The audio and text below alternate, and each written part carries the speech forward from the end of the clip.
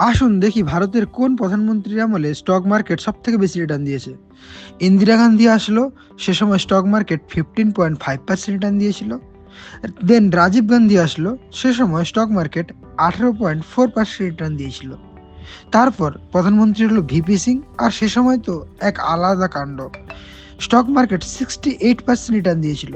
তারপর আসলো চন্দ্রশেখর রাও, সে সময় স্টক মার্কেট ডাউন লস বা ডাউন হয়েছিল 3.5%, পড়ে গেছিল।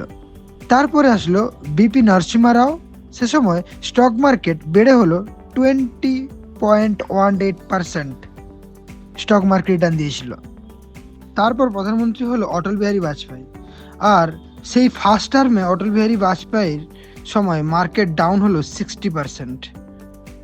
তারপর দেবেগৌড়া প্রধানমন্ত্রীতে আসলো, সে সময় মার্কেট আপ হলো 2.3%, মার্কেট রিটার্ন দিয়েছিল।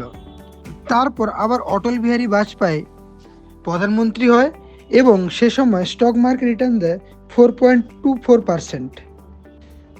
তারপরে প্রধানমন্ত্রীর আসনে বসে মনমোহন সিং। মনমোহন সিং প্রথম টার্মে বা প্রথম 5 বছরে মনমোহন সিংয়ের সময় স্টক মার্কেট রিটার্ন দিয়েছিল 20.78%, এবং সেকেন্ড টার্মে সেকেন্ড 5 ইয়ার্সে মনমোহন সিংয়ের সময় স্টক মার্কেট রিটার্ন দিয়েছিল 11.61%।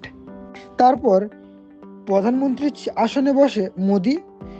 মোদির ফার্স্ট টার্মে স্টক মার্কেট রিটার্ন দিয়েছিল 9.61% এবং সেকেন্ড টার্মে 12.7%।